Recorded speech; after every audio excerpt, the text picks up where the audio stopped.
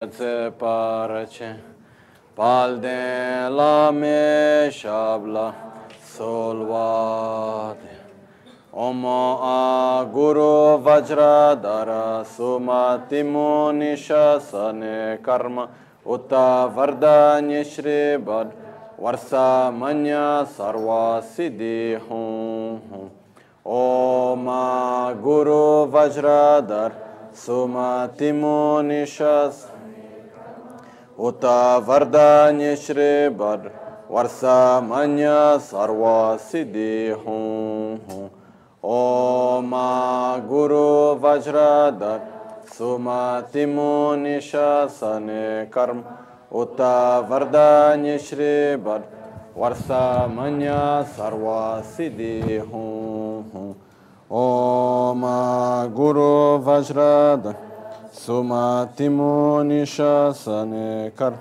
Uta Vardanya Shri Bhar Varsa Manya Sarva Siddhi Hum Om Guru Vajradhara Sumati Munisha Uta Vardanya Shri Bhar Varsa Manya Sarva Siddhi Hum Dāgī chēsū lāma tujé chē nyamdā dālā tujé sikṣu sō Gyabē shēsān dālā tēndō sō Uyōng sūngī nāwā cēdō sō Cēchī nīngnē sōwā dēbē cē Dēchēn kōrlō wīsū lēkshū nē Ilā sāmbē dēdē mā lūpā Gēmē lhūngī drupā chīngī lō Sonyi sodan dikdun shabetse dungi namke yinsu lekshune Lapchen sonyi yonsu zobadan cheranyi dun chanra jingilo Chanchu pargi ninsen tugun tu niu peme siudru lekshune Chanchu drube gegen kunshishi tungen de la drubra jingilo Dagi lona chola chobadan chemi samjur nyemba shiwadan Chedan timbe dede malupa Beme lungi drubra jingilo Dorna tingne tseratam Techi pardu negavatam chetu Rese kyamne lama kele me Tukche chingi dala siksuso Gongkyab drewe nyamda dachala Jetsun lame tuje rabgongne Kodan sungi nawa drame tu Nyamsu nyongwe kesan tobrasho Kewa kundu yanda lama dan drame cheki pela longchechi Sadan lamgi yende rabzon Dorje changi kopa nyurto vish Pakyuke kudang dagi Lu pakyuke Sundandaki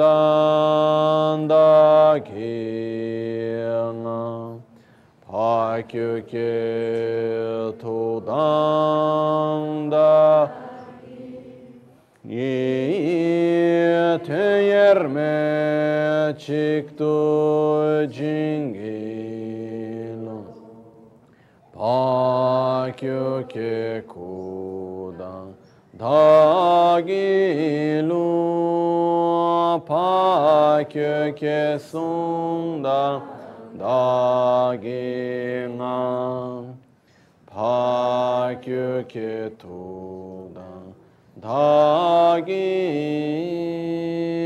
Teyerme Chiktu Jingilo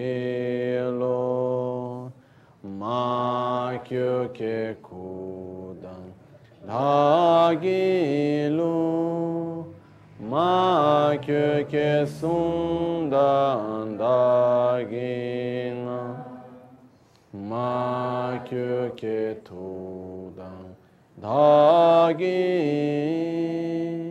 Teyerme Jingilo Om Muni Muni Ma Shakyamuni So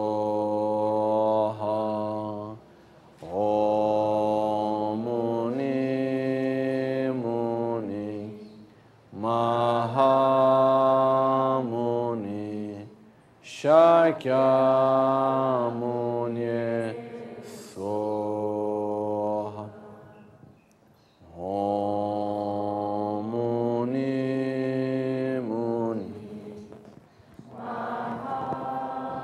Muni Shakyamuni Soha Sangye Chodan Soge Chonamla Jancho Pardo Dani Kyapsuchi Dagi Jinso Gibe Sonamgi Drola Pinchire Sangye Drupare Sangye Chodan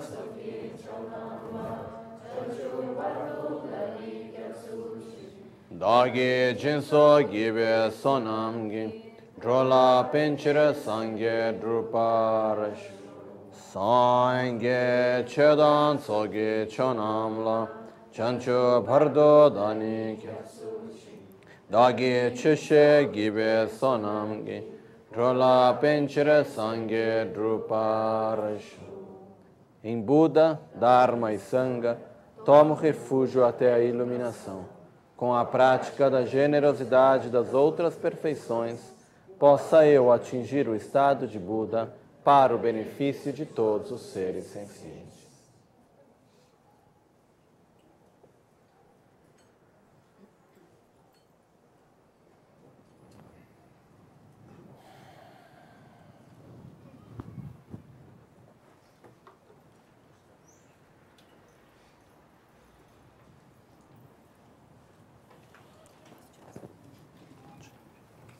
Boa tarde. Boa tarde.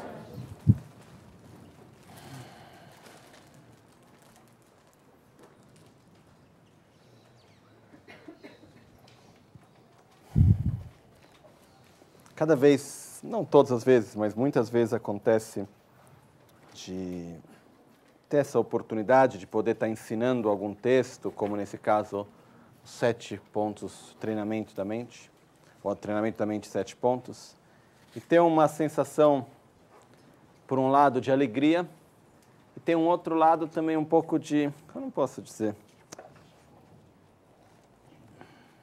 é difícil de dar um nome exato, mas um lado me dá uma grande alegria porque, efetivamente, de todas as coisas que eu faço é o que eu mais gosto.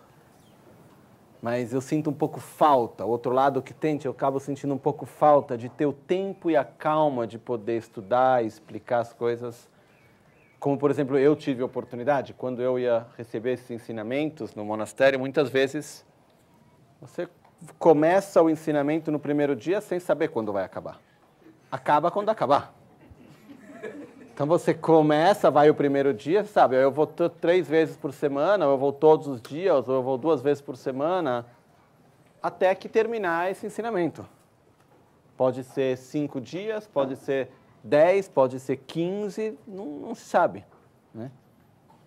Isso é muito especial porque dá a possibilidade, tanto para quem está recebendo ensinamento, mas principalmente para quem está dando, de poder ter o espaço necessário para cada momento, sem ter que ter, como hoje agora a gente tem essa tarde, eu sei que no final da tarde tem que ter chego no final do texto, né?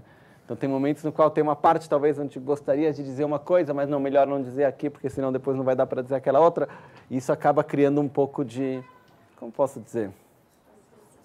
Não chega a ser uma frustração, mas é uma sensação um pouco de não poder dizer tudo aquilo que se gostaria, de não poder ter essa coisa. E tem um outro aspecto também que é o fato que quando a gente coloca em 2 dias muito conteúdo, a gente tem uma capacidade menor de absorção do que se a gente fizer 2 horas, 3 vezes por semana durante 4 meses, né?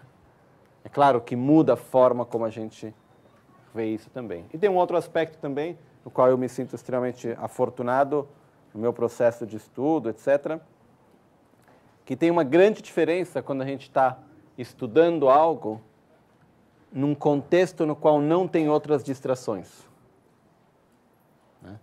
Então, no monastério, qual que era o objetivo? A vida era uma vida dedicada ao estudo daquilo do Dharma. Acabou, não tinha muitas outras histórias. Claro, querendo ter distrações, se encontra em qualquer lugar. Porém, na vida que eu fazia, eu tinha uma vida bastante sem distrações e Isso também ajudava bastante para poder absorver melhor aquilo que a gente recebe, né? Mas dentro disso tudo, eu acho que é extremamente precioso o fato de a gente poder pegar um fim de semana e poder ter acesso a esses ensinamentos que vêm efetivamente de séculos, né? A Atisha viveu no ano 1000, Geshe Chekawa, acho que a gente tem aqui escrito, eu tenho memória para o número muito ruim, mas para datas ainda mais. Porém, Geshe Chekawa, por volta do século XII.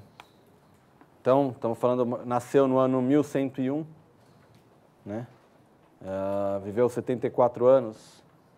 E, então, foi mais ou menos por volta, sei lá, ano 1150, alguma coisa assim que esse texto foi escrito, né? E passaram-se, então, séculos, e dentro desses séculos, esses ensinamentos foram transmitidos, e assim chegaram até nós hoje, né? Então, isso é muito precioso. E uma das coisas que eu acho especial dentro da filosofia budista, dos ensinamentos budistas, ontem a gente esteve falando sobre a parte da correta visão da realidade. Eu cheguei a ler um pouco, eu não tenho nenhum conhecimento muito vasto, sendo bem sincero, sobre a parte da filosofia ocidental ou a parte do ponto de vista científico também. Mas do pouco que eu pude ver, tem várias coisas interessantes, mas o que eu senti falta muitas vezes é, muito bem, se explica uma visão filosófica, se explica uma visão científica, por exemplo, sobre o que é a realidade, etc. Mas depois me sempre senti falta sobre a aplicação disso no nosso dia a dia. Muito bem, eu posso estudar relatividade, eu posso estudar como que é a visão da filosofia daqui e de lá, seja o que for, entendeu? Física quântica, seja o que for. Mas onde que eu vou usar isso no meu dia a dia? É o que eu sinto falta. O que eu encontro no budismo, que para mim é muito precioso, é o fato que a filosofia ela serve como um meio para nos ajudar a eliminar o sofrimento. Um pouco aquilo que eu falei sexta-feira, o fato da gente ter uma forma de se relacionar com o mundo que seja coerente com a realidade.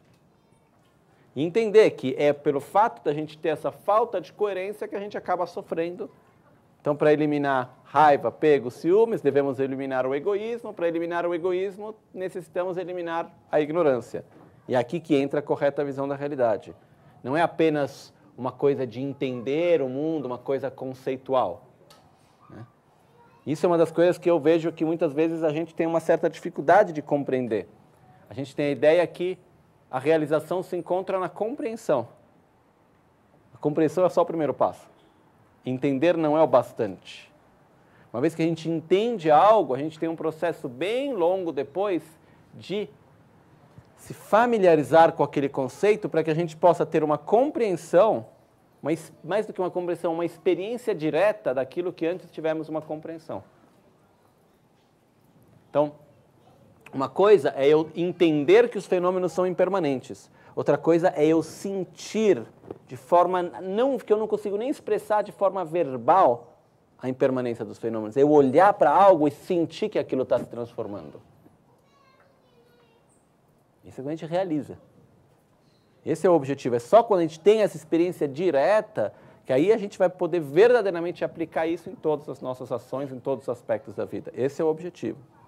Claro, para chegar nessa experiência direta, é necessário aquilo que é chamado da meditação.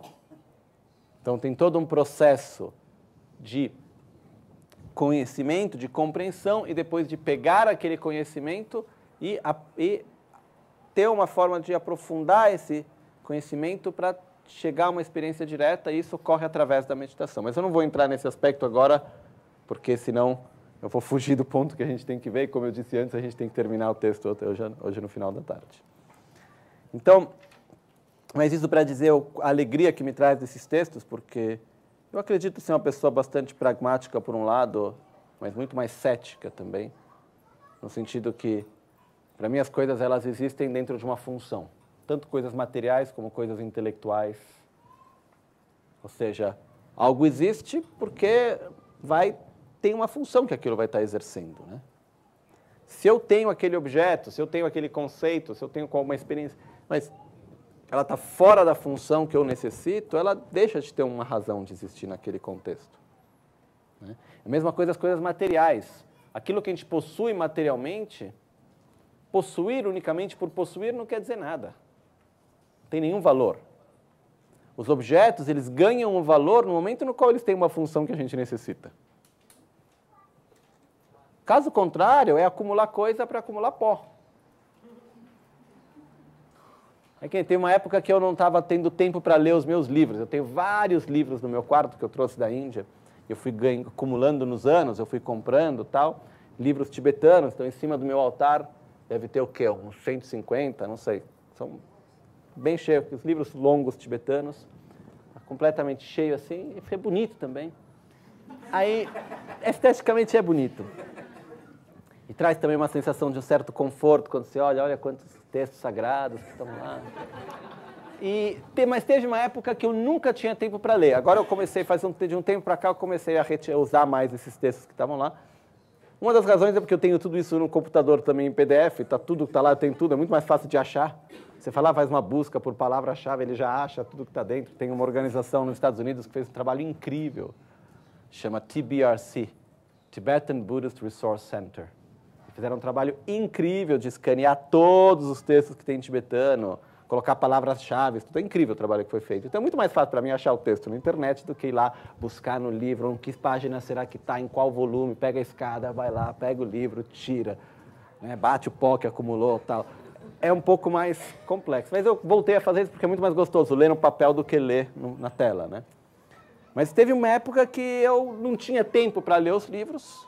Eu também não criava o tempo também, porque o tempo não é que a gente tem ou não tem, a gente cria o tempo também, né? É uma ótima desculpa de não ter tempo. Mas o que acontece é que teve uma hora que eu olhei para aquilo, eu fiquei olhando para os livros e falei, eu poderia tirar uma foto bem feita, imprimir um painel e dar os livros para alguém que vai ler eles. Que diferença tem ter uma foto dos livros ou ter os livros se eu não leio eles? Efetivamente. Nenhuma. Então, para mim, isso é importante a gente ter essa função, essa ideia que... Acabei nunca fazendo isso, os livros ainda estão lá.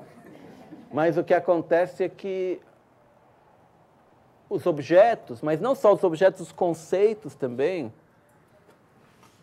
eles têm um valor no momento no qual eles exercem uma função. É a mesma coisa de um remédio. Eu posso ter o remédio mais precioso do mundo. Se ele não entra em contato com a doença, ele não tem um valor de cura. Ele tem um valor quando ele é usado, né? Isso me faz lembrar também uma vez, quando teve o tsunami na Índia, teve um grupo de ocidentais que se encontrava num ashram, e tinha uma conhecida que estava lá, e a água começou a subir, estavam fechados numa sala enorme de um ginásio, e a água começou a subir, subir, subir, e horas eles não podiam sair, porque era o lugar mais seguro onde eles estavam, não podiam sair. E tem uma hora que começaram a passar horas, não tinham comida, não tinham água para beber. A coisa começou, algumas pessoas começaram a ficar muito nervosas, tal. Tem uma hora que algumas pessoas começaram a tirar o dinheiro que estava com elas. Você fala, o que eu faço com isso agora? Não serve para nada, e rasgar e jogar o dinheiro fora. Porque tem uma hora que você está com sede, está com fome, e não tem nada que você possa comprar. O que serve aquele bando de papel pintado, né? O dinheiro tem um valor no momento no qual ele pode exercer uma função. No momento que ele deixa de poder exercer aquela função, o que é? Papel pintado. Então, o que ocorre é que os objetos, mas não só os objetos, os conhecimentos também, eles têm um valor no momento no qual eles exercem uma função que é necessária para nós. Então, isso para mim é bem claro. Isso também é por isso que eu tenho uma certa dificuldade de entender certas coisas. Mas tudo bem, isso é outro aspecto. Então, objetos têm uma função específica, a gente deve saber usar a função que eles têm. E a gente consegue ter uma vida muito mais saudável em relação às coisas, quando a gente deixa de se relacionar com os objetos apenas para possuí-los. Por que eu possuo algo, tanto um conhecimento quanto um objeto? Porque aquilo vai me ajudar a realizar algo, tem uma função específica. Nem que a função daquilo seja me lembrar de um momento que eu vivi. Mas é uma função. Não é apenas ter por ter. Porque isso não é muito saudável. Mas agora vamos voltar para o texto. Então, a mesma coisa é tudo isso para dizer, quando a gente pega um texto como o treinamento da mente de 7 pontos, tem uma função. O conhecimento tem uma função e deve ser usado. O conhecimento ele se torna precioso no momento no qual ele é usado. E é por isso, como a gente disse ontem, que esses ensinamentos foram mantidos de uma forma secreta. Por quê? Porque eles são extremamente simples, mas eles se tornam preciosos no momento no qual a gente usa eles. Caso contrário, são apenas palavras. Então, são extremamente preciosos no momento no qual nós usamos. Se a gente pegar aquela meditação que a gente explicou ontem, de dar e receber, e fizer essa meditação, ela tem um poder enorme. Caso contrário, é um conceito que a gente recebeu, ok, legal, não legal, então faz, entendeu? Então, esse é um aspecto muito importante. Muito bem. Chegamos ontem, então, no terceiro ponto. Transformar as circunstâncias adversas em um caminho para a iluminação. Na verdade, seria mais correto transformar as circunstâncias adversas no caminho para a iluminação, eu acho. Porque o caminho nós já temos, não é que é um novo caminho para a iluminação.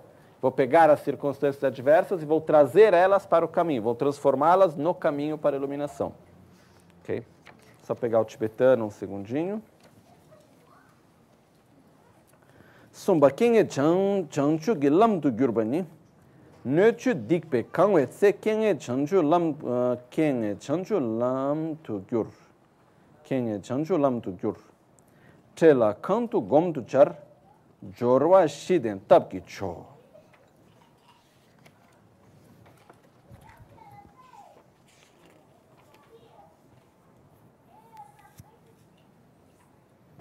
Dornen geshe nini tambo mi gewe lende lanzan. Nöchu dikpe trebu nazo kangwe tse kenge rencho da che gagen tungen dan parcho chuzo da nöche ke chanchu lam tu gyurwa. Kwe te selin kenge gewe kulmani.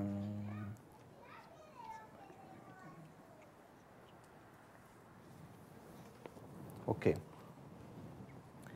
Você deve entender o significado dessa instrução. Desculpa, não. Ponto número 3, aqui estamos. Quando o meio ambiente e seus habitantes transbordarem com não virtudes, transforme as condições adversas no caminho à iluminação. Aplique imediatamente a meditação em cada oportunidade. O método supremo é acompanhado pelas 4 práticas. O que quer dizer transformar uma situação adversa no caminho à iluminação? Antes de tudo, situações adversas são situações difíceis. Situações nas quais a gente tem uma dificuldade física, saúde, ambiental, no qual a gente tem uma dificuldade de relacionamento social, alguém nos trata mal, alguma coisa acontece que é difícil. A gente tem uma dificuldade de lidar com aquilo. Okay? Acontece na vida. Uma vez ou outra, temos situações adversas. Tem situações adversas que duram mais tempo, tem situações adversas que duram menos tempo, tem situações adversas que nós criamos, tem situações adversas que parece que a gente não cria, ela vem assim, a gente nunca chamou, mas tem aquelas que a gente pede que ela venha, a gente vai lá, a gente cria ela tenta ainda dizer, não, mas não tem nada de errado, a gente fala, não tem, a gente faz ela acontecer. Mas o que acontece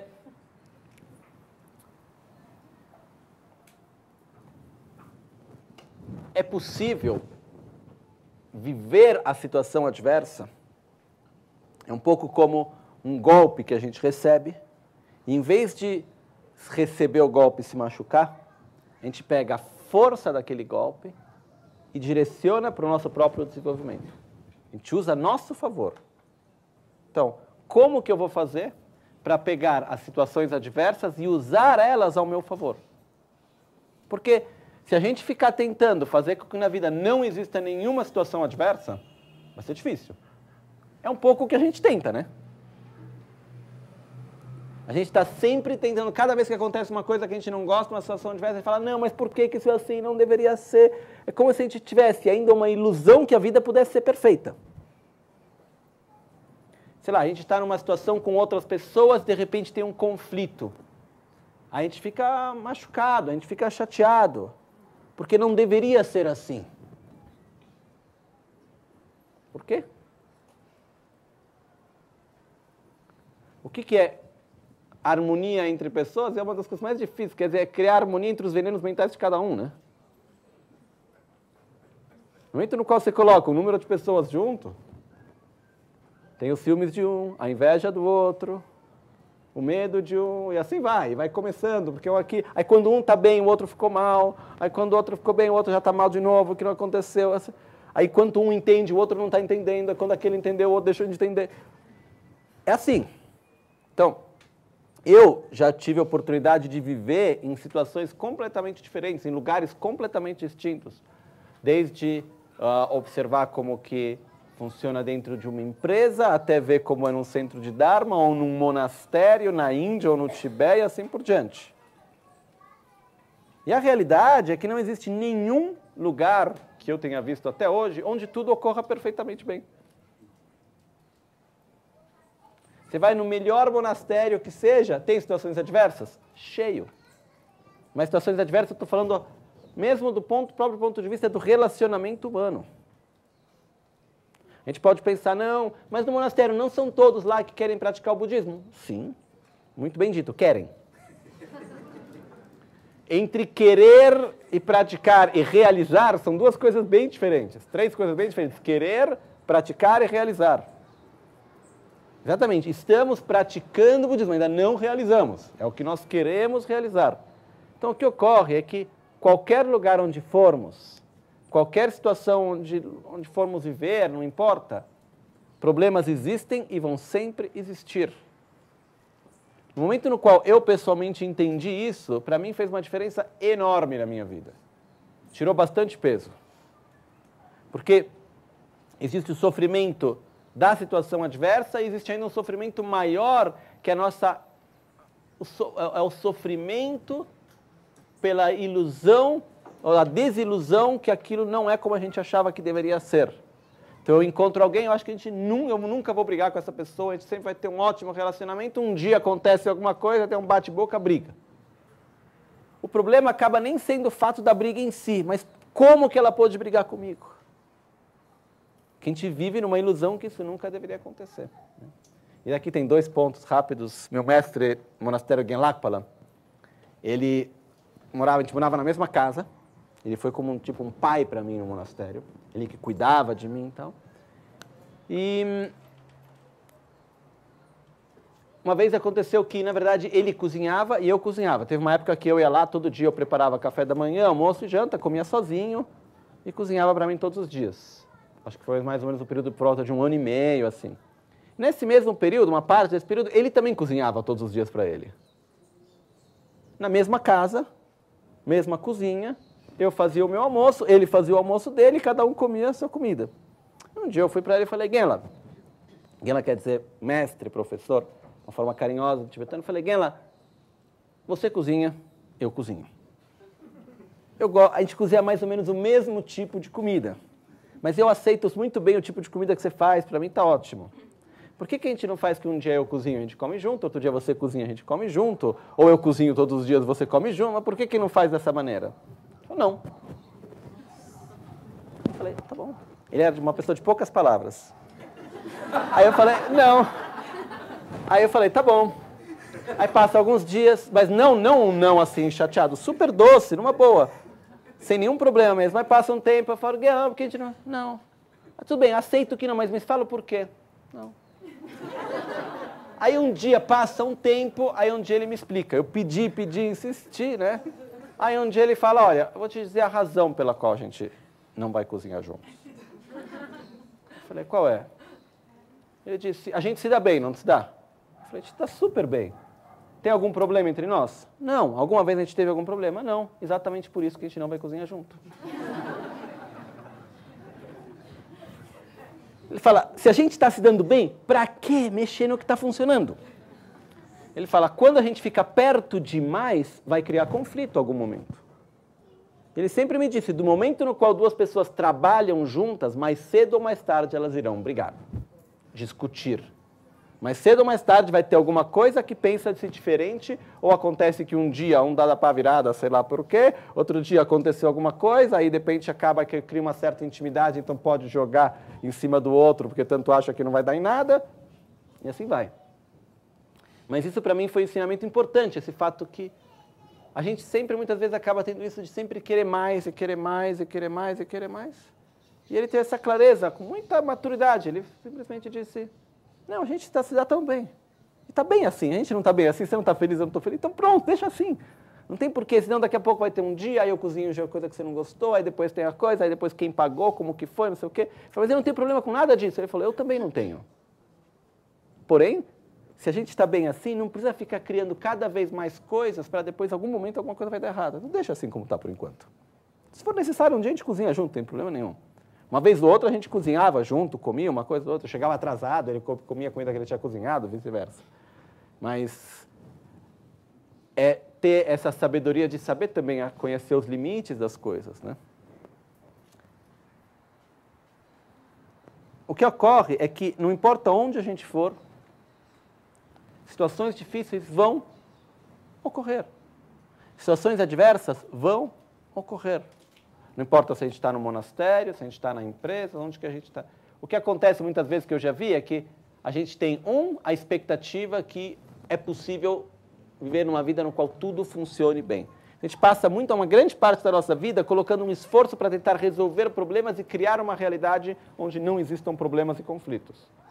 Mas a gente só vai ser possível viver num mundo sem conflitos no momento no qual os seres que nesse mundo vivem deixem de ter conflitos pessoais, internos.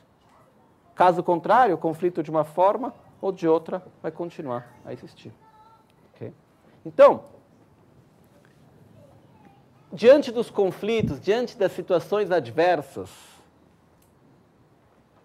a gente tem duas opções principalmente. Ou a gente vive aquilo como uma situação adversa, sofre, fica mal, tem uma reação negativa diante dela, ou a gente pega a energia daquilo que está ocorrendo, a gente pega aquilo que está ocorrendo, que a gente nem tem tanta escolha, está acontecendo, e a gente usa aquilo a nosso favor.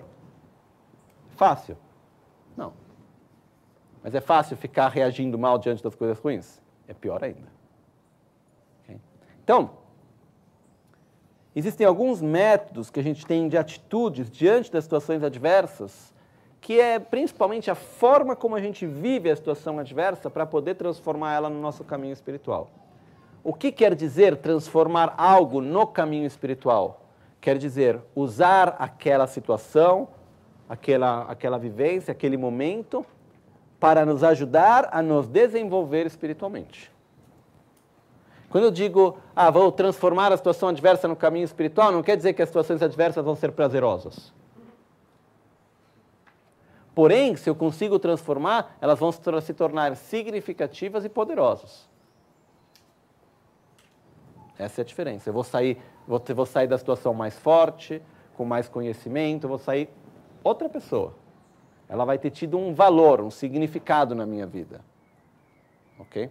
Então, existem algumas formas na qual a gente pode efetivamente transformar as situações adversas no caminho à iluminação. Vou tentar... Seriam 3 formas, principalmente, okay, que eu consigo reconhecer hoje.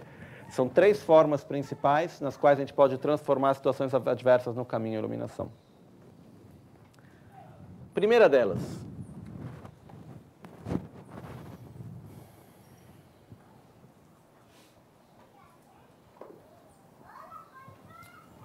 é através das situações difíceis, das situações adversas, que nós podemos nos conhecer melhor.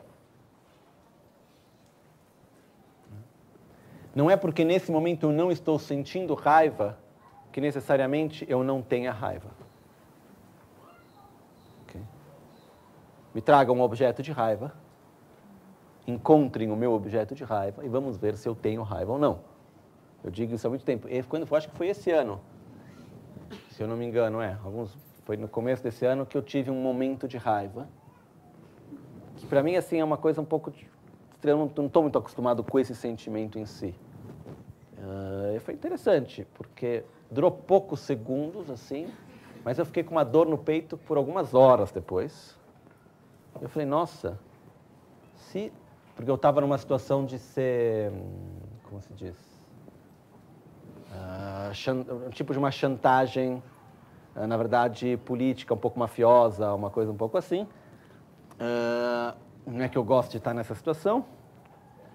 E dentro disso se criou um momento no qual isso foi se acumulando, acumulando, acumulando, até que eu estava na frente dessa pessoa e por alguns instantes levantei um pouco minha voz, estava mais ou menos essa distância da cara dela. E na verdade, eu mesmo nesse momento ainda fui gentil, porém, tive aquele sentimento por um instante de raiva. Né? Porém, não posso mais me permitir que isso aconteça, nunca mais. Isso, para mim, naquele momento, ficou muito claro. Então, aquela situação adversa que eu vivi, de uma certa forma ainda vivo, porque não terminou essa situação na qual eu me encontro, ela me serviu e ainda serve para me conhecer melhor. Porque quando a raiva aparece, quando surge os ciúmes, quando surge a inveja, quando surge o medo, quando surge a arrogância ou qualquer outro veneno mental, diante de uma situação, por que está surgindo naquele momento? Tenho aquele sentimento dentro de mim. De violência mental, verbal e física. Não reagir com violência mental, verbal e física, com aversão, diante de um objeto de aversão, diante de uma situação de dificuldade. Isso é desenvolver a paciência nesse momento. Então, o que acontece é, quando que eu vou poder conhecer melhor as minhas com aquela raiva? Chega um momento na prática na qual nada que volta me faz mais raiva. Podem acontecer as mesmas coisas parecidas, mas eu não tenho mais aquela reação. Eu tenho uma maturidade que não me deixa mais ficar com raiva. O que os praticantes fazem? Insistir nos nossos condicionamentos negativos, fazer de conta que aquilo não existe, que a culpa é do mundo à nossa volta. Como resultado é muito pior. Porém, colocar o esforço para viver a situação adversa como um ensinamento que a gente recebe, ou seja, uma forma como, é como se eu estivesse olhando os nossos condicionamentos. Isso. Quanto mais raiva eu tiver, mais raiva eu vou ter. Quanto mais ciúmes eu sentir, mais ciúmes eu vou ter. Eu vou criando, cada vez mais eu vou cristalizando, fortificando esses condicionamentos. Então, as situações adversas, elas são uma oportunidade extremamente preciosa para nós nos conhecermos melhor. Porque existem, digamos, 3 formas diferentes de lidar com uma situação difícil. Uma delas é fazer de conta que a situação não existe, que não é exatamente lidar com a situação. Temos uma pessoa mais forte, mais saudável, mais madura. Então, nesse sentido, é extremamente precioso. Por isso, cada vez que ocorre uma situação adversa, é importante a gente confundir. Problemas existem. Então, conhecimento sobre a importância de praticar a paciência e de não ter raiva. E eu posso ter todo o conhecimento sobre o amor aos seres, e etc, etc, ok? Todo o aspecto da filosofia e do caminho superior. Eu posso ter todo o conhecimento disso tudo. Porém, se eu não era, que por um lado, não era verdade. A sessão de debate ia das 6 da noite às 9, e muitas vezes eu ficava até às 11, meia-noite debatendo. Eu tinha aulas que eu não precisava ir, que eu ia nessas aulas. Eu adorava as aulas. Eu fazia, sei lá, tinha uma aula que eu me lembro agora, que era a mesma aula 2 vezes, porque eram muitos alunos, muitos discípulos para a sala onde estava o meu mestre ensinava, então ele fazia a mesma aula 2 vezes, eu participava das 2. Então, tinha várias coisas assim que eu gostava, então eu era dedicado, lia bastante e tal. Aí estava chegando perto do exame de memorização, e meu mestre, um dos meus professores, me pergunta, ele era mestre de disciplina na época, ele pergunta, então, daqui 1 mês e meio vai ter o exame de memorização, né? Eu falei, você sabe que são mínimo 50 páginas, né? Que seriam 100 páginas nossas, que são 50 frente e verso. Seriam no mínimo 100 páginas, né? Eu falei, sei. Então, quantas que você já memorizou? Olha, em volta de 50, pensando na página tibetana, eram umas 13. Ele falou, então, em 11 meses, você memorizou 13 páginas. E como que você acha que você vai fazer para o resto? Né? Aí ele me disse uma só coisa, na verdade. Isso que eu acabei de falar, ele me falou com a expressão, sem colocar em palavras. Aí ele olhou para mim e ele falou só uma coisa. Ele falou, Se você não colocar esforço naquilo que é difícil, você vai colocar esforço onde? E naquele momento eu entendi que não é que eu era uma pessoa muito esforçada. Sempre fui preguiçoso, continuo sendo. Simplesmente eu tinha muito prazer em debater, tinha prazer nas aulas, eu gostava disso, ainda adoro. Então era um aspecto que eu tinha prazer. O que eu não gostava de fazer? Memorizar. Não gostava, continuo não gostando. Mas é uma coisa reconhecido. Eu falei, o que existe em comum entre todos esses eventos? Você. Então, o problema não está no seu sócio, não está nos seus pais, está num aspecto, num conflito que você não consegue resolver e por isso você vai continuar a projetar ele constantemente em uma coisa depois da outra. Se a gente for olhar, a maioria de nós temos algumas atitudes, alguns aspectos que vão se repetindo durante a vida. Medo, rancor, tristeza, raiva, assim, tipo, várias coisas que no final é uma coisa meio cíclica. A gente acha que é o mundo que não me reconhece, é o mundo que não me reconhece, quando na verdade sou eu que estou esperando um certo tipo de reconhecimento, quando na verdade eu não preciso, sei lá o que, entendeu? Então, quando a gente vive uma situação de conflito, quando a gente vive uma situação adversa, é uma oportunidade para poder se observar e poder dizer, nossa, o que eu tenho que melhorar? Onde está a escuridão para que eu possa aplicar a luz? Onde está o veneno para que eu possa aplicar o antídoto? Porque quando está tudo bem, não é tão fácil assim parar para refletir, começar a observar quais são os meus defeitos, quais são os meus venenos mentais. Se a gente para pensar nos nossos defeitos, nos nossos venenos mentais, qual que é a forma que a gente tem para acessar isso? Mas para que isso? Não sei o quê. Até que um dia essa pessoa teve ataque de pânico. E não sabia o que fazer. O que ela fez? Foi tomar um remédio. Quando a gente foge do sofrimento, a gente acaba criando medo do sofrimento. Quando a gente supera uma situação de dificuldade, a gente diminui o medo do sofrimento. Okay? Então, com a correta, situações adversas são extremamente preciosas. Então, segunda forma, o primeiro modo para nos conhecer melhor, o segundo para abrir o nosso coração. Dificilmente o banco errou. Okay? Bem difícil. É provável que a gente, talvez por um sentimento de culpa, acabamos apagando da nossa memória aquele gasto. Mas o que acontece é, imagina que a gente tivesse um cartão de crédito que a parcela do cartão não é no mês seguinte, mas é depois de 10, 20, 30 anos. Tá? Só que a gente usa a vida inteira o cartão. Então, desde sempre a gente está pagando, só que a gente está pagando coisa que a gente nem lembra mais do que foi.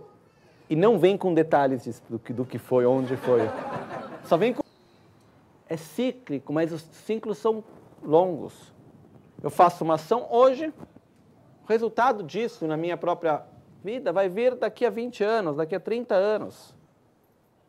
Sei lá. Então, quando a gente vive um resultado, na maioria das vezes, grande maioria das vezes, a gente não tem consciência de quais foram as causas. Por que eu estou vivendo isso? Okay? Então, a gente tem a tendência de culpar alguém.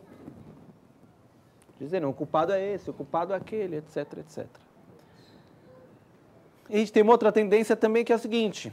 Imagina que a gente chega uma dívida para pagar, e o que a gente faz para pagar aquela dívida? Cria outra. Então eu faço uma nova dívida para pagar a dívida. Então, lá, chegou a parcela do cartão, pego o cartão e pago com o cartão a parcela do cartão. Okay? Só que tem juros no meio disso. Então, o que é isso do ponto de vista do cara? Tem uma reação, eu tenho um resultado negativo. Qual que é a reação que eu vou ter ao resultado negativo? Venenos mentais, ações não virtuosas. Raiva, violência, inveja, ciúmes, aversão. avareza, arrogância. E a gente entra num ciclo vicioso. Então, quando a gente vive uma situação adversa, a terceira forma de transformá-la no caminho é reconhecer que aquilo que eu estou vivendo naquele momento é resultado de ações que eu mesmo criei no passado, e pois então, a situação adversa, o sofrimento que eu estou vivendo, a situação adversa, é o amadurecer de causas negativas que eu fiz no passado. Por isso eu estou extinguindo causas que eu criei no passado. Em outras palavras, quando eu vivo uma situação adversa, uma situação de sofrimento, é como se eu estou pagando uma dívida que eu criei. Cada vez que eu pago uma parcela da dívida, a dívida está diminuindo ou não? Tá. Então tem que ser um alívio. Ah, a dívida está menor. Ok? Então, isso é o processo, não é o processo de purificação. Tá? Purificação é outra coisa. É o processo de extinguir as causas que eu criei no passado. No momento no qual eu estou vivendo uma situação adversa, é porque em algum momento eu criei as causas, mas no momento no qual eu vivo isso, eu estou acabando com aquelas causas, eu estou eliminando aquelas causas. Ou seja, é um resultado que eu não vou ter que viver depois. Então, se nos momentos de dificuldade, se nas situações adversas, como pode ser a pessoa, ou seja, não ter uma reação negativa, violenta diante daquilo que a gente está vivendo, mas de aceitar com mais clareza e com responsabilidade aquilo que ocorre. Lembrando que aceitar não quer dizer se submeter, mas quer dizer não se empacar, não ficar em conflito com o problema, mas sim colocar energia na solução. Tudo bem, estou vivendo o resultado daquilo que eu fiz no passado, não tenho que ficar com raiva de ninguém, mas vamos resolver o problema, né? O que eu tenho que fazer? Tenho que achar outro trabalho? Vamos lá. Tenho que ir no médico? Vamos lá, o que eu tenho para fazer? Vou colocar energia na direção na qual eu necessito para resolver o problema. Mas eu não vou ficar apontando uma força oposta e conseguir eliminar. É como a gente consegue acabar com aquela semente que a gente plantou. Okay? Isso é o processo de purificação. Então, por isso que a gente diz, eu admito abertamente todas as ações não virtuosas que eu fiz de corpo, palavra e mente, como todas as vezes que eu agi com raiva, com inveja, com ciúmes, às vezes que eu menti, às vezes que eu tratei mal as pessoas, etc, etc, etc. Que eu me lembro ou que eu não me lembro. Mal me lembro que eu comi no almoço, muito menos vou me lembrar as ações negativas que eu fiz ontem. Então a gente tem essa atitude de uma forma aberta e mais abrangente. Né? Mas aqui a gente entra no assunto que é purificação, que é outra coisa. Isso é só para colocar essa clareza. Mas quando a gente vive uma situação adversa, a gente está, de uma certa forma, pagando uma dívida. A gente está vivendo o resultado de uma ação que nós mesmos criamos. E quando a gente vive o resultado, a causa se extingue. Sim. Então, aqui, está falando aqui no texto, na última linha, o método supremo é acompanhado pelas 4 práticas. Essas 4 práticas são as 4 caminhos. Não, vamos ver aqui as 4 práticas. Eu acho que não são exatamente, não. Eu tenho aqui exatamente quais são as 4 práticas. Tá? Eu não me lembro exatamente agora. Eu tenho aqui no comentário. Mas aqui não inclui, então, a purificação. Não, aqui não inclui a purificação. A purificação é outra coisa. Aqui é o fato de quando eu estou diante de uma situação de dificuldade, né, como se diz, quando o meio ambiente e seus habitantes transbordam com não virtudes. Na verdade, não é que o meio ambiente é... tibetano, vai? Nöchu dikpe kanwetse, sim, mas literalmente é isso, mas na verdade, quando os seres do ambiente transbordam com os resultados de minhas ações negativas, transforme as condições adversas no caminho à iluminação. Aplique imediatamente a meditação.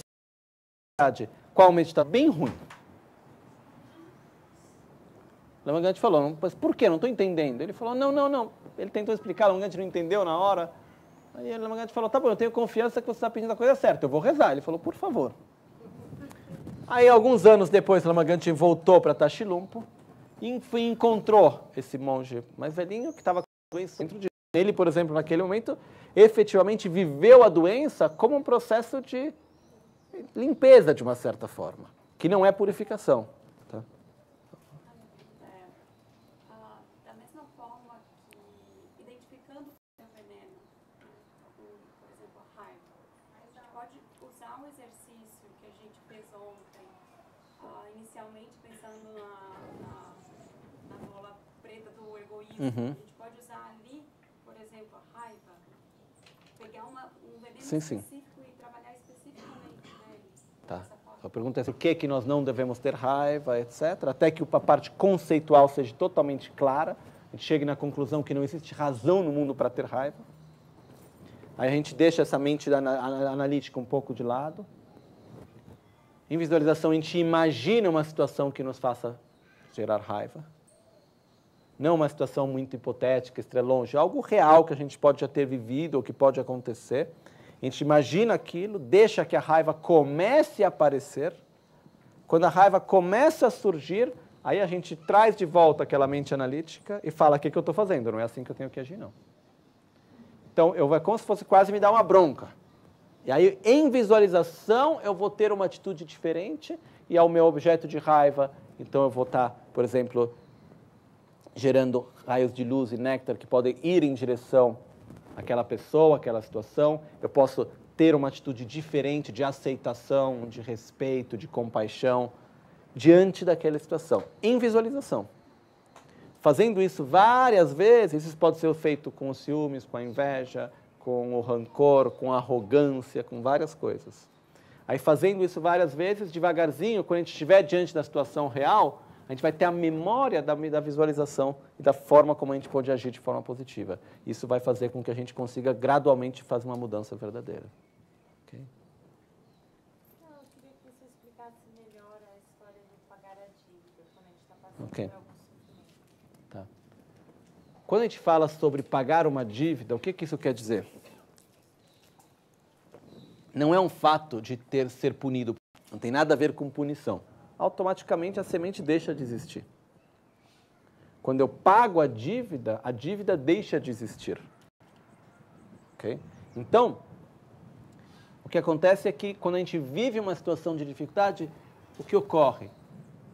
As ações não virtuosas, de que maneira que elas se manifestam? Através da sensação de sofrimento. E as ações virtuosas, positivas, se manifestam através das sensações de prazer. Então aqui tem alguns conceitos importantes. Um deles, por exemplo, isso é uma coisa que também Gen Lakpala uma vez ele me explicou, que ficou muito claro para mim. Ele dizia: não tem nada de errado em ter prazeres, mas lembre que cada vez que você sente uma sensação, extinguindo. Okay? Então, no momento no qual a gente vive dessa maneira, o que ocorre? A gente deixa de apontar o dedo para os outros, de culpar o mundo à nossa volta.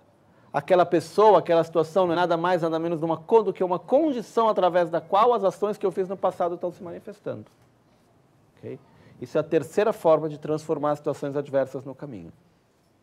E o monge velhinho, ele podia também, de alguma forma, transformar aquele sofrimento dele, curar os outros? Como que Não. faria para os outros? Aquele monge que estava com aquela doença, ele poderia ao mesmo tempo ter usado essa mesma doença com a prática de dar e receber. Poderia ter feito várias coisas como para transformar. Tem que perguntar para ele que não está mais aí. Mas poderia. Getsa tamje jamju gyurwe ngowa sok sot sobe sok kebe gagen diktun jonga. Dungela tin rene ninjen torma jimpa. Chogyon la semke pelwe. Tinchogi gone lojongi nyamlen pels. Jorwa shide tapki chok. Ok. Quando fala aqui em o método supremo é acompanhado pelas 4 práticas, quais são essas 4 práticas? São 4 práticas que dão suporte à transformação da mente. Ok? São 4 práticas que vão nos ajudar, ou seja, a reconhecer que a ação que nós fizemos foi errada. Terceiro poder, ter o compromisso verdadeiro de não repetir mais a ação que fizemos. E tipos, mas de uma forma como um todo chama-se de espíritos. E pode acontecer de terem espíritos que, de uma certa forma, eles criam uma relação não saudável com a gente. Então, o que ocorre? Existem práticas, que é chamada prática de oferecer a torma, mas que é, por exemplo, na prática do Guru Puja, quando a gente pega o tsok restante e oferece. O que a gente está fazendo? A gente está oferecendo algo para esses seres para que eles possam ter satisfação e criar um relacionamento positivo e não conflituoso com a gente. Okay? Então, isso quer dizer oferecer a torma. Por que que isso faz parte da prática que sustenta o treinamento da mente? Porque isso nos ajuda a ter menos influências negativas que podem influenciar nosso pensamento, nossas emoções. Porque tem seres que estão à nossa volta, que estão em conflito com a gente, por uma razão qualquer que seja. Então, a gente cria uma relação positiva, saudável. Isso se faz através das práticas, como que é chamado em geral, oferecer a torma, mas a mais comum que a gente conhece é dentro do Guru Puja, quando a gente faz a oferenda do Tsog, a gente oferece isso. A gente oferece, depois que a gente dividiu a comida abençoada, a gente pega uma pequena parte disso e dedica para aqueles seres que não puderam ter acesso a isso e que, por sua vez, podem criar interferências. Ok? Existem várias práticas, por exemplo, dentro dos votos monásticos, os monges, a princípio, sempre que comem, isso é uma coisa que hoje em dia, raramente a gente vê isso acontecendo, mas por séculos sempre foi assim, hoje poucos ainda fazem isso, não sei por quê, mas por hábito mesmo que se perdeu. Mas quando se come, uma das indicações que Buda deu é que sempre quando a gente come, deixa um pouquinho de comida no prato.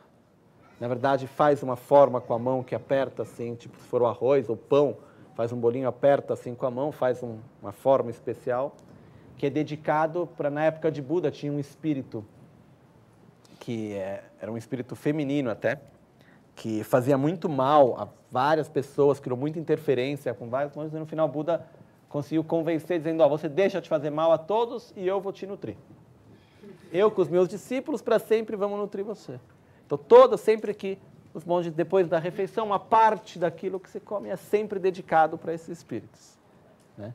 Então, existem várias formas que existem para criar um relacionamento, digamos, saudável com esse meio ambiente sutil que se encontra à nossa volta. Okay? Isso a gente pode também fazer quando a gente acende incenso, também é bom para isso. A quarta prática é uma prática que está diretamente relacionada com esse aspecto também. Tem aqueles seres sutis que vão aceitar as nossas oferendas e vão criar um relacionamento positivo, e tem aqueles que não vão querer aceitar nossas oferendas.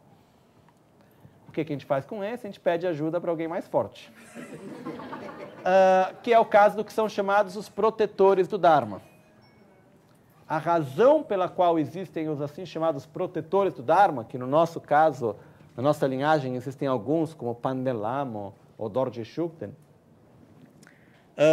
O que é isso? São seres que têm um corpo sutil, que por sua vez são seres elevados espiritualmente, e que têm o compromisso de ajudar os praticantes sinceros do Dharma a poder estar livres de interferências sutis. Okay? Então, qual é o objetivo de praticar um protetor? Não é para obter nada de material, mas é porque eu não tenho meios para poder lidar com as realidades mais sutis, espíritos e assim por diante, diretamente. Então, eu peço para alguém que vive nesse mundo, que tem esse conhecimento, para que me proteja. Isso são chamados, então, é a razão pela qual existem os protetores. Okay? Então, a terceira prática é aquela de praticar um protetor, fazer oferendas a um protetor, ou seja, Chinle Cholo, dizem em tibetano, que é pedir as ações. Então, um pouco o que acontece muito bem, eu peço sua ajuda, mas o que se diz é que, na verdade, os protetores do Dharma, do momento no qual nós praticamos o Dharma de uma forma sincera e verdadeira, naturalmente irão nos proteger. Mesmo sem que a gente faça oferendas ou coisa assim. Porque não é que existe essa troca, por fato de serem seres com um desenvolvimento espiritual elevado, não é que depende de quanta oferenda eu fiz, ele vai me proteger mais ou vai me proteger menos. Não é isso. Mas é o fato no qual a gente cria uma interdependência positiva através da prática. Okay? Então, essas são as 4 práticas que devem acompanhar a nossa prática espiritual. Aqui na oferenda da Torá, então, essa é uma forma de dizer que você deu exemplo da oferenda do Tsur. Isso. Mas pode ser, por exemplo, a oferenda da Torá. Uma prática... Não, o que acontece é o seguinte, nas práticas que a gente faz nas sadhanas, como de Vajrayogini, por exemplo, ou de Tara, existe a oferenda da torma, que ela é feita, na verdade, para a divindade principal. Esse caso é diferente. Nesse caso, são práticas, por exemplo, na prática de Vajrapani. No livro de Vajrapani tem o Chasum. Essa é uma prática específica para isso. Né? Uma prática super forte, específica para isso. No qual você vai fazer uma oferenda de uma torma, mas não é que você não faz a torma para a divindade principal de meditação, você faz diretamente para o espírito. É diferente. Gektor é exatamente para isso, mas o Gektor é uma prática que ela serve especialmente quando se retém iniciações ou coisa assim. O que é isso? Vocês já perceberam? Quando tem uma iniciação, no começo da iniciação, tem uma coisa com 3 velhinhas e um bolinho assim que passa, que faz assim 3 vezes e leva para fora. O que é isso? Chama de Gektor. Gek quer dizer interferência, Tor quer dizer torma, como uma oferenda para as interferências. Interferências quer dizer espíritos que geram interferências. Okay? Então, o que ocorre nessa prática? Quando a gente recebe uma iniciação, é muito importante que a gente tenha uma mente que não seja influenciada por outros tipos de interferências. Então, nesse momento o que ocorre? O mestre que vai dar a iniciação, ele pede para os espíritos saírem. Então, primeiro ele faz uma oferenda, é a parte que tem o bolinho, oferece com as flores. Aí depois ele fala, mostra a luz, a vela, e fala, olha, se vocês não forem embora, na boa, vou ter que fazer de outro jeito, que isso é o que representa o fogo, e quando gira o prato da direção oposta. E a terceira vez, quando se faz primeiro em cima, depois se joga a semente de mostarda branca, é o momento no qual se diz que, dentro da prática, com efeito, aquilo é como se machucasse os espíritos naquele momento. Então, é uma forma para dizer, quem não quis saiu na boa, agora vai ter que ir embora. Né? Então, isso é um pouco o que representa o Gektor, que é diferente de oferecer a torma para os espíritos. Tá? Então, isso são, mas a prática principal que a gente teria aqui seria como no Tsog, ou se não, dentro do livro de Vajrapani, tem a prática do Chasum, que é uma prática muito boa para isso.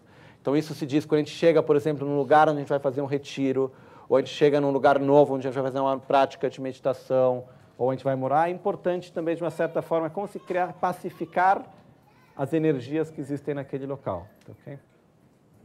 Muito bem. Então, essas são, assim chamadas, as 4 práticas que podem nos ajudar durante a nossa prática espiritual. Algo que não entendi. Habría que hacer paralelamente la ofrenda a los espíritus y también al protector por Sim. dudas. O que ocorre é que a gente faz a oferenda aos espíritos para criar um vínculo positivo, etc. Mas tem aqueles que também não vão querer criar o vínculo positivo. Então, a gente pede para os protetores para nos proteger em relação a isso. Okay? Um ponto importante disso, eu não vou entrar nos detalhes agora sobre isso, mas no comentário de Lama Tsongkhapa, desse texto, tem uma parte no qual ele entra em detalhes, é mais ou menos uma página e meia, que fala qual é a forma correta de praticar os protetores do Dharma. Em poucas palavras, a forma correta de praticar um protetor é nesse contexto que eu expliquei, no qual a gente cria uma relação com o protetor para que ele nos proteja das interferências sutis. Em nenhum momento eu preciso de dinheiro, eu preciso de trabalho, eu preciso disso, eu preciso daquilo. Nunca é por uma razão mundana. Mas é, na verdade, uma prática no qual a gente fala, para minha prática espiritual, eu preciso ter a minha mente livre de interferências. Por isso, por favor, me ajude a criar as condições positivas, me proteja das interferências sutis que possam ocorrer. Isso é a forma correta de praticar um protetor do Dharma. Ok? Muito bem. Vamos seguir adiante, que ainda tem bastante coisa para ver. 4º ponto. Esse 3º ponto é super importante, tem bastante para a gente refletir sobre ele. 4º ponto. A prática integrada de uma vida.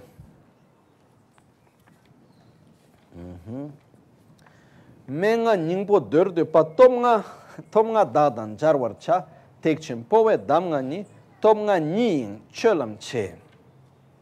Em resumo, a essência da instrução é treinar os 5 poderes. Os 5 poderes são o preceito do grande veículo da transferência de consciência. Cultive esses caminhos da prática. Ok? Necessitamos de um comentário. Muito bem. Existem 5 poderes que vão nos ajudar, que são um pouco a essência da nossa prática no dia a dia. Okay? Esses 5 poderes, eles podem ser aplicados diante da vida, do dia a dia e diante da morte. Eles são chamados da mesma forma, mas eles são um pouco diferentes diante da vida e diante da morte. Okay? Quais são esses 5 poderes? A gente tem o que é chamado o poder da intenção, o poder da familiarização, pembetop, competop, o poder da virtude, o poder do antídoto e o poder da prece. Okay? Esses são como são chamados os 5 poderes. Então, o primeiro é o poder da intenção. Tomna lo dagzin chadan sogi wantu miton anyambe pembetop. É a intenção de, em momento algum, se deixar levar pelo egoísmo.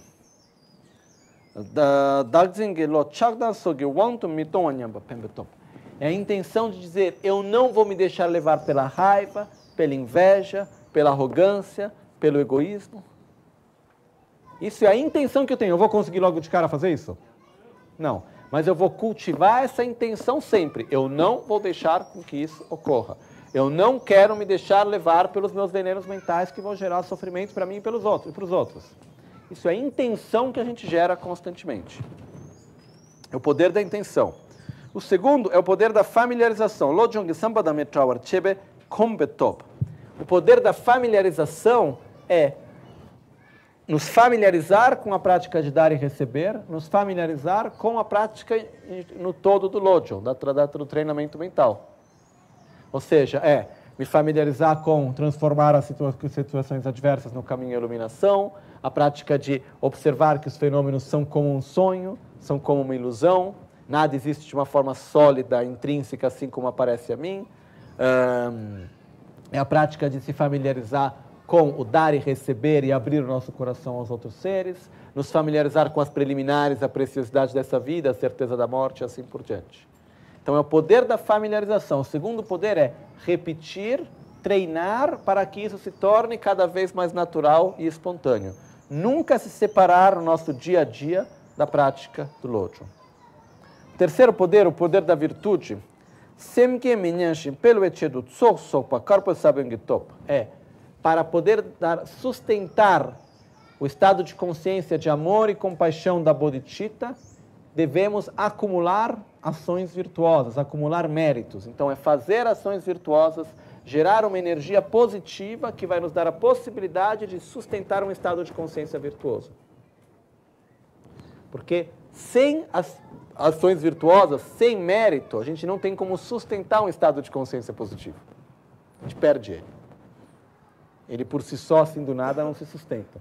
Então, por isso, o terceiro poder, o poder da virtude, é fazer ações positivas conscientemente. Depois disso, a gente tem o poder do antídoto. É constantemente lembrar que o culpado de tudo é o nosso próprio egoísmo. E constantemente colocar... É como se estiver trabalhando contra o egoísmo. Está lembrando que eu tenho que me opor ao meu egoísmo e, de consequência, a raiva, os ciúmes, a inveja e assim por diante. Então, está sempre aplicando o antídoto. Vai voltar o veneno, mas eu vou estar sempre aplicando o antídoto. Esse é o poder do antídoto. Depois nós temos o poder da prece.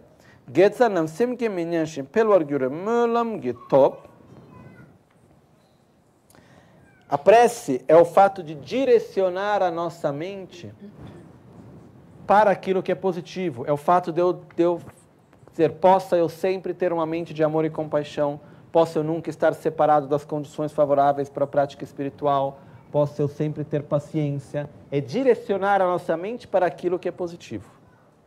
Okay? Isso é o poder da prece. Então nós temos os 5 poderes durante a vida, que são o poder da intenção, o poder da familiarização, o poder da virtude, o poder do antídoto, o poder das preces. Ok?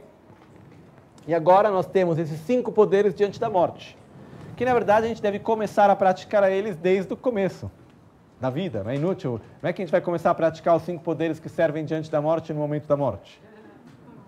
Porque eles são os 5 poderes diante da morte, porque são os 5 poderes, como diz no texto, aqui que diz, né? Os 5 poderes são o preceito do grande veículo, que é o caminho Mahayana, da transferência de consciência. Em outras palavras, os 5 poderes é aquilo que nos dá a certeza de ter um bom renascimento. Então, já que não sabemos quando iremos morrer, melhor nos preparar desde agora. Então, vamos ver os 5 poderes. Eles são os mesmos nomes, porém numa ordem diferente e com um significado um pouco diferente. Então, a ordem vai ser, começa primeiro com o poder da virtude, o poder da intenção, o poder do antídoto, o poder da prece e o poder da familiarização. Ok? O primeiro, poder da virtude.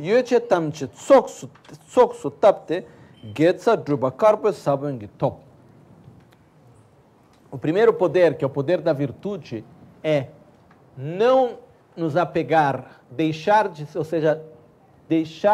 o apego das coisas materiais dessa vida e saber dar uma direção positiva a elas depois da nossa morte.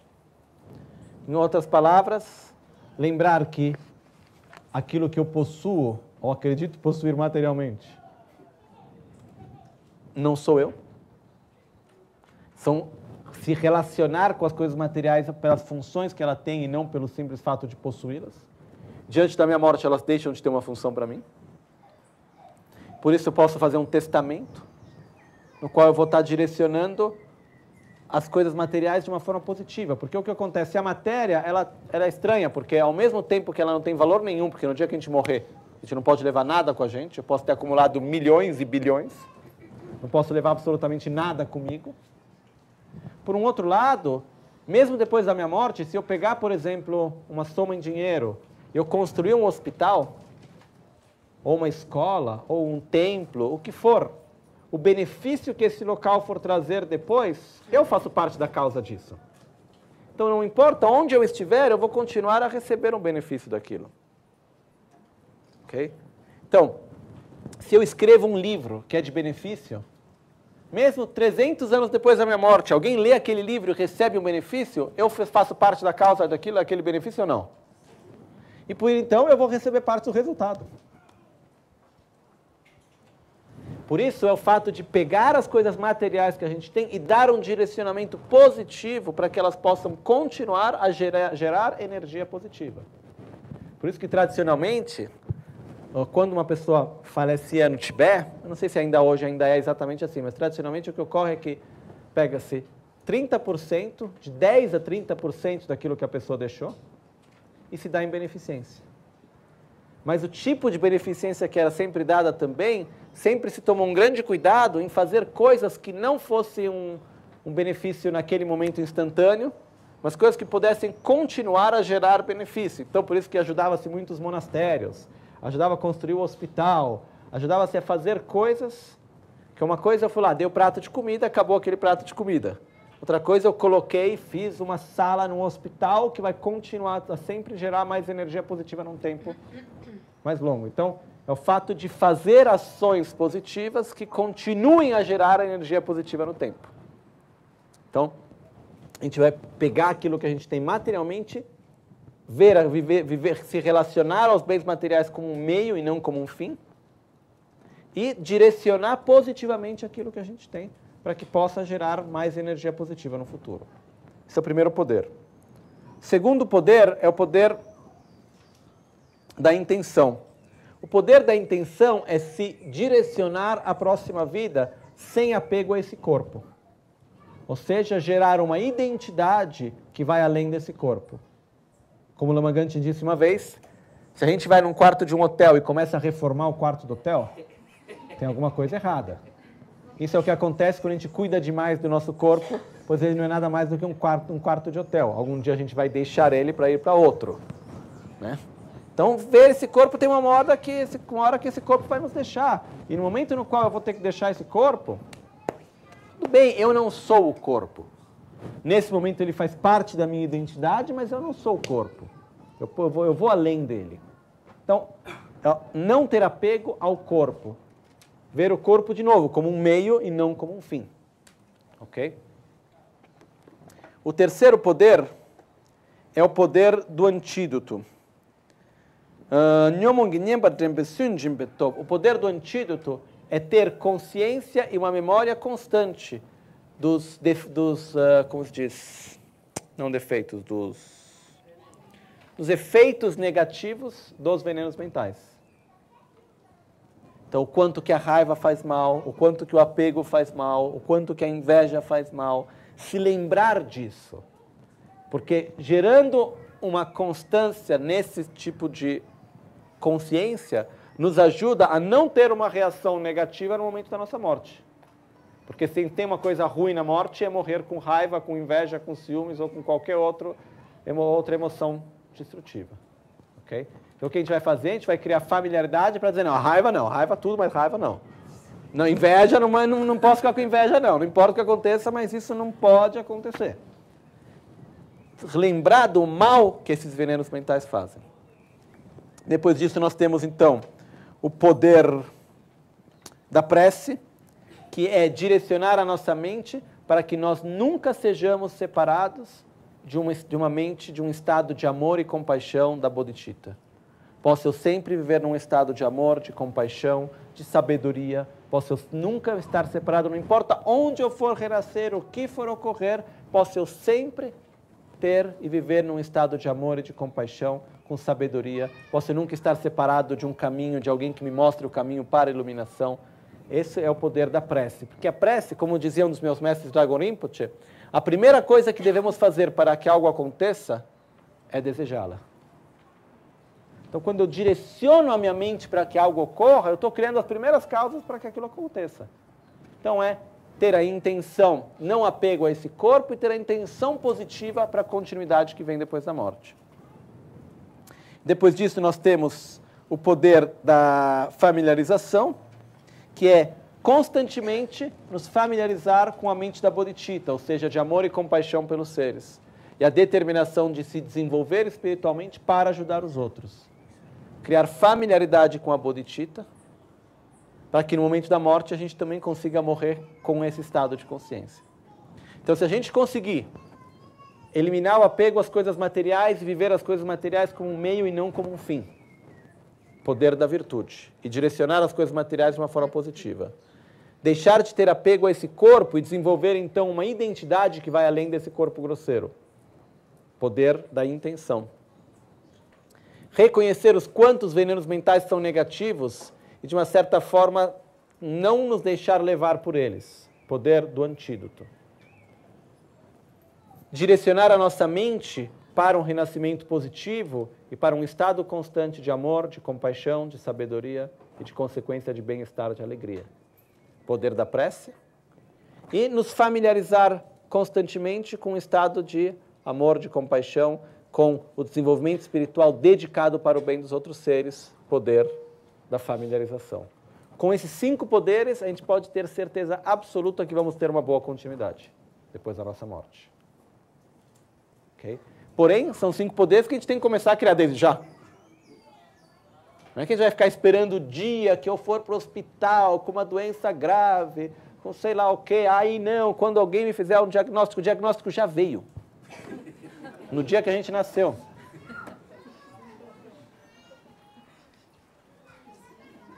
Teve uma vez um monge que ele era um praticante, ele morava numa caverna fazendo retiro. Aí ele estava com muita dor no pulmão e uma tosse horrível, etc. No momento que ele até começou a tossir um pouco de sangue. Aí os discípulos dele forçaram ele a ir até o hospital em Delhi. Aí ele fez os exames e tal, e o médico não queria de jeito nenhum dizer o que ele tinha. Até que um dia ele pegou o médico andando pelo corredor, pulou na perna do médico, segurou ele assim de joelho e falou: eu não deixo você enquanto você não me falar o que eu tenho. Eu não aguento mais ficar aqui nesse hospital. E ele disse: você tem um câncer e eu não tenho o que fazer mais sobre isso. E ele falou: o que isso quer dizer? Ele falou: quer dizer que você vai morrer. Aí ele começou a dar risada, o monge. Ele começou a dar muita risada. Ele começou a ter um ataque de riso, ele ria. Aí tem um momento que ele começou a falar para ele: então você está me dizendo que ter um câncer quer dizer que eu vou morrer? Então eu sempre tive um câncer desde que eu nasci. Porque desde que eu nasci eu tenho que morrer. E ele estava em super alto astral, ele levantou, foi embora do hospital e voltou para o lugar dele. Durante 3 meses ele fez uma prática de purificação de prostrações. Prostração do nascer do sol até a noite. E depois disso ele voltou à prática de meditação dele, passaram anos, deixou de ter os sintomas e nunca mais voltou para o hospital. Então, o que ocorre é que essa história ela me lembra esse fato que o diagnóstico a gente sempre teve. Algumas pessoas têm a preciosidade de poder ter alguém que vai lá e a morte vem e bate na porta. Olha que eu vou chegar. Estou chegando. Prepare-se. E mesmo assim a gente faz de conta que não recebeu nada. Tem pessoas que a morte não bate na porta. Então, na verdade, a gente sabe que ela está chegando. A gente não sabe em que ponto que ela está, onde que está. Que ela está chegando, a gente sabe. Então, a gente não pode ficar esperando o dia que alguém vem bater na nossa porta para dizer, olha, que você vai morrer. Porque se um diagnóstico quer dizer que eu vou morrer, isso a gente sempre teve, desde que a gente nasceu. A única certeza que a gente tem no momento no qual a gente é concebido é que a gente vai morrer. Então, as 5 práticas de preparação para a morte, que são bem claras, né? Não tem que esperar amanhã. E outra coisa, se a gente conseguir praticar esses 5 poderes durante a vida, para se preparar para a morte, é uma das melhores coisas que a gente pode fazer para a própria vida. Se relacionar com as coisas materiais como um meio e não como um fim. Não ter apego a esse corpo como eu, como a nossa própria identidade. Ver os venenos mentais como uma coisa negativa que devem ser abandonados. Gerar uma mente que se direciona para aquilo que é positivo, se familiarizar com o amor e com a compaixão. Maravilha. Mas a gente tem que fazer isso hoje. Porque é aquilo que vai nos dar a certeza de poder ter um bom renascimento amanhã. Ok? Porque não é brincadeira. Ter um renascimento ruim, que é possível, não é brincadeira. Quando a gente entra num ciclo vicioso, sair é difícil. E a gente ia ficar achando, não, vai dar tudo certo. Por quê? Só porque você é amigo do Lama? Tem quem acha isso, né? Não, eu sou amigo do Lama. E daí?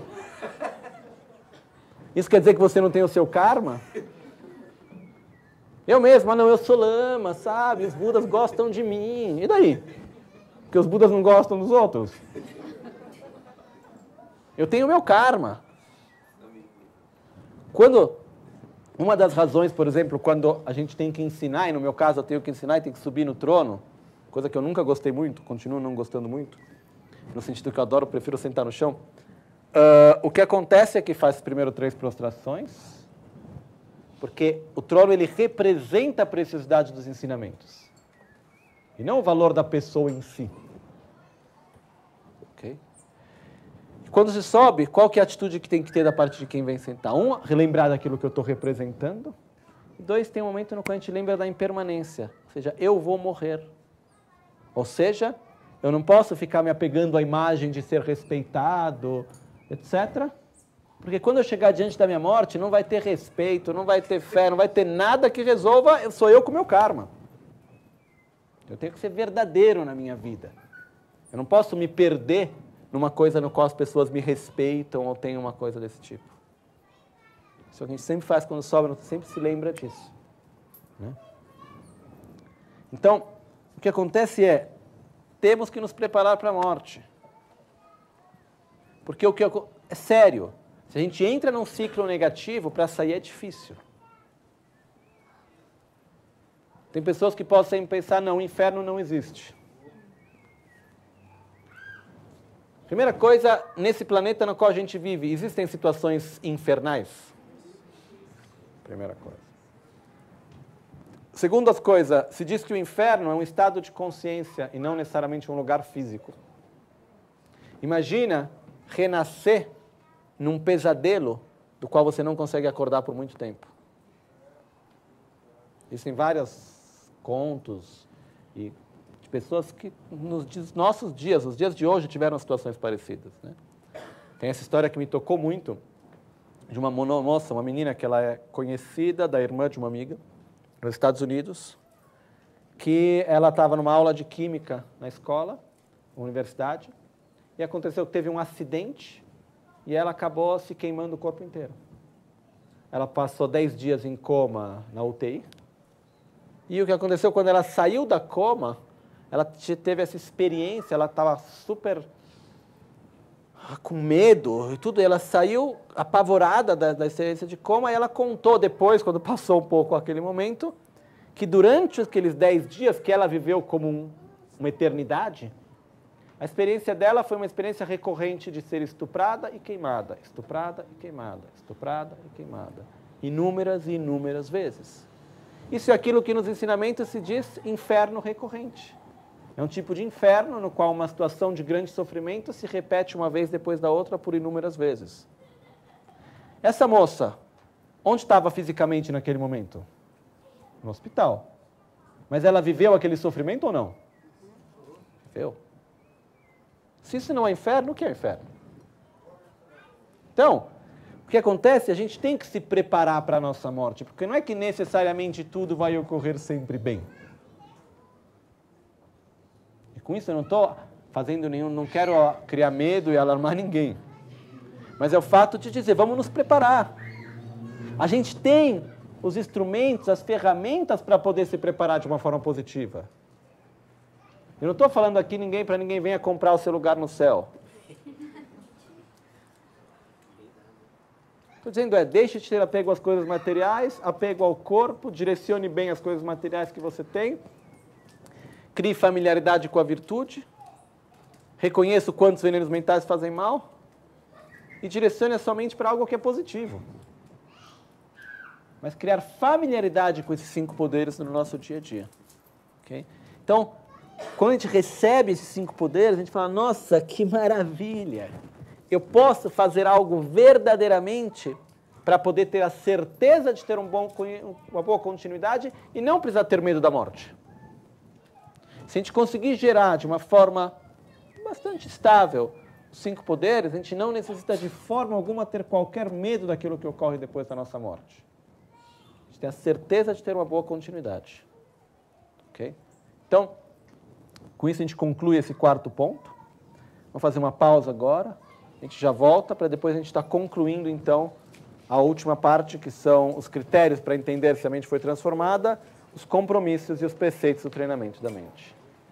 Jetson lame kotse rapten chi namkar chinle chochur gepada losan tempe drome sasumgi drowe museta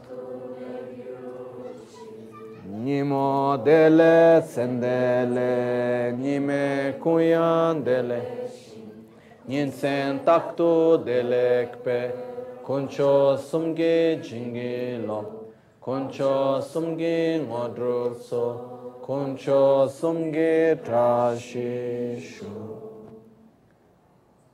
De sol a sol, à noite ou ao meio-dia, possam as 3 joias conceder-nos suas bênçãos. Possam as 3 joias ajudar-nos a alcançar todas as realizações. Possam as 3 joias espalhar muitos sinais auspiciosos no caminho de nossas vidas. Voltamos em 20 minutos, meia hora. Okay? 20 minutos brasileiros, que são 20 minutos.